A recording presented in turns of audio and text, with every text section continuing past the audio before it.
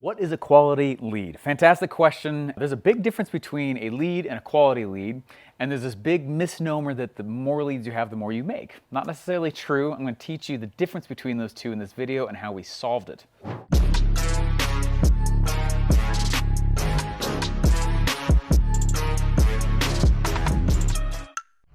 All right, more leads should equal more money. Not exactly true. And it's because of what I'm going to talk about in this video with you. I want you to see how to create a quality lead, not just what is it, but how to create them. I used to make the mistake of thinking that anyone who's interested in me is a lead. That's not true at all. But this is one of those KPIs, the key performance indicators. This is one of the things that I do track daily. Every week we have a meeting walking through whether or not we actually went up in our number of leads and opt-ins. And we also track it monthly as well. So I want to show you exactly what I do, because this is a really kind of a gray area for a lot of the internet marketing world. And I want to teach you how to create a quality lead and what to do with them. So first off, I'll tell you that right now I have a contact list of about 100,000 people just with email addresses. I have YouTube following, we do podcasts, we do a lot of stuff. Everyone who subscribes to me is not actually a lead though. And I really need you to hear on this, okay? There's a guy who came to me probably 2 or 3 years ago and he said, "Hey Steve," actually maybe more than that now. And he goes, "Hey, I have an email list of 3 million people. Do you want to do a little product together, do a project together? We got all these leads." And in my mind, I was like, the problem is they're not leads. They don't know who I am. They didn't ask to know who I am. And they don't have any interest in whatever product we're going. That's not a lead.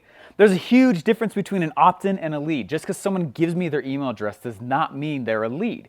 So you have to understand how we manage this. I do have a general email list that's really big. That's what I just told you about.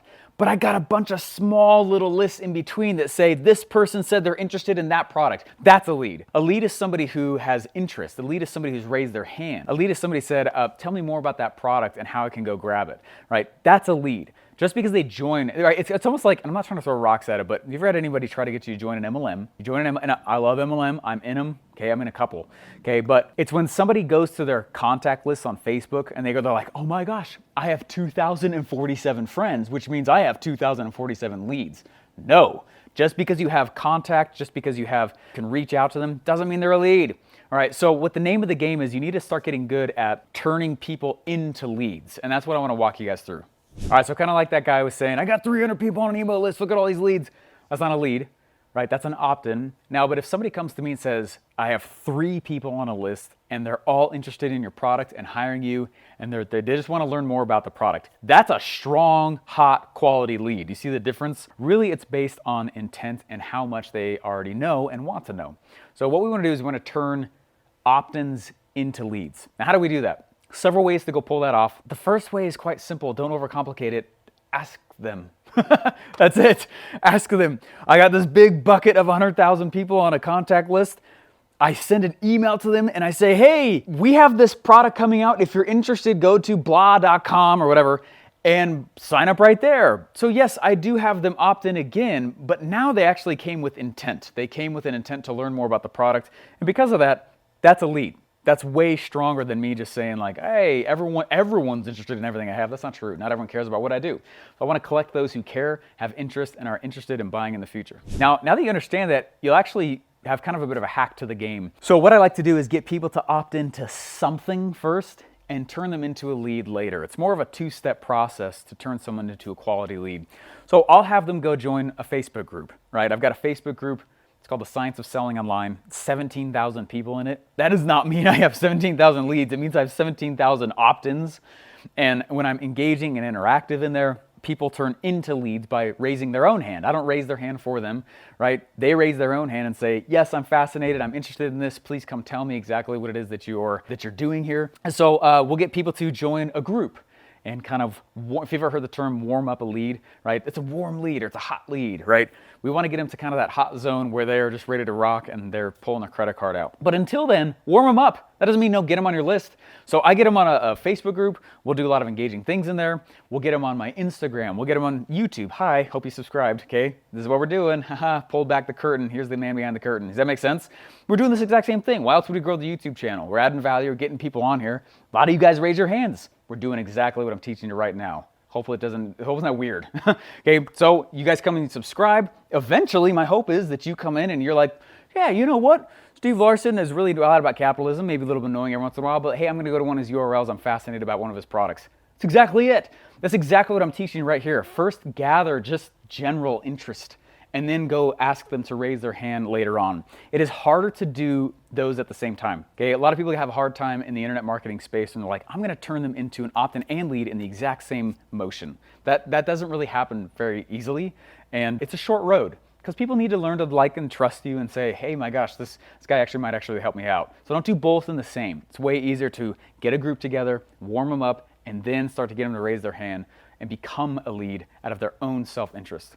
Hopefully you've subscribed. I do want to show you the third final way here. This is the easiest way to get leads.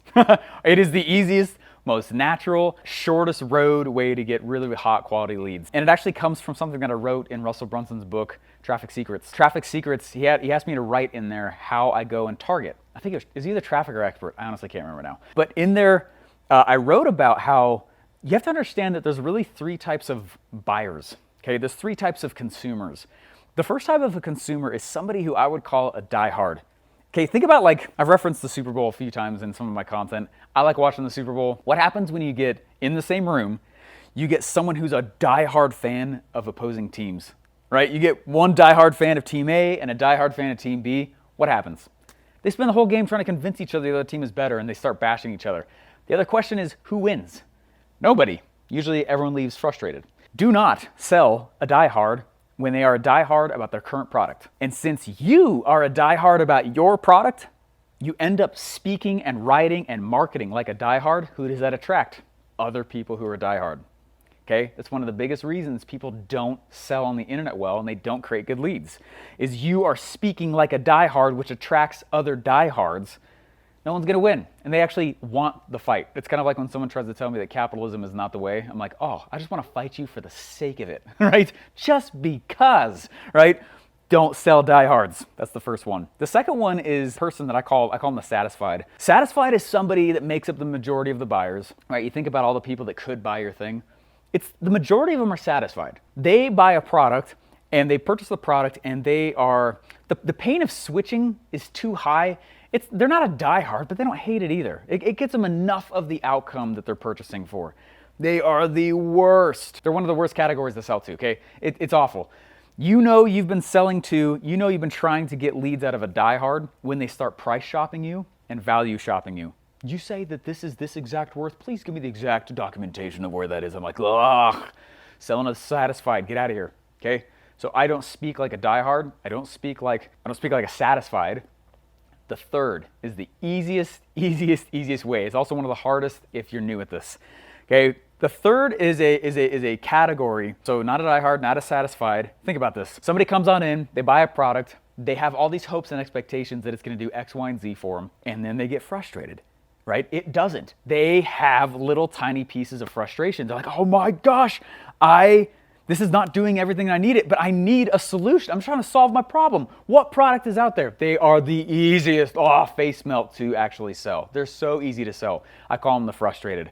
A frustrated individual is one of the easiest people to turn into a hot lead, who's basically throwing their credit card at your face, okay? Hot lead. And this is how I identify a frustrated individual. A frustrated individual is somebody who's purchased and are aware of their frustrations. I don't want to make them aware of their frustrations. That feels like slimy marketing.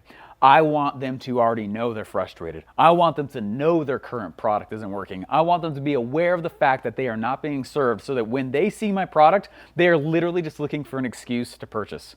Hey, you hate that thing and it's made you frustrated, you're not getting the result, and they're like, yes, right? I'm like, here we go, credit card. Very easy. This is the easiest way to sell people, right? And there's a lot of ways we pull that off, but frankly, that is the fastest, easiest trick to pull this off. Got a bit of a gift here for you. If you like what I was just saying in that video and you know that'll help you, honestly, it's easier sales, guys. The internet is a really fun place to sell on if you can master this game. Go to internetlaunchsecrets.com. There is a very cool, very, very awesome presentation there. It's going to show you the 3 most profitable strategies I use on the internet over the last 3 years. We've done about $10 million. I have not given any VC funding. I own all of my companies, and the reason is because of these 3 campaigns I just keep doing over and over again. So if you like what I was talking about and you want to pull the same off, it's a free presentation. The link is in the description if you don't want to type in internetlaunchsecrets.com. Come on, click.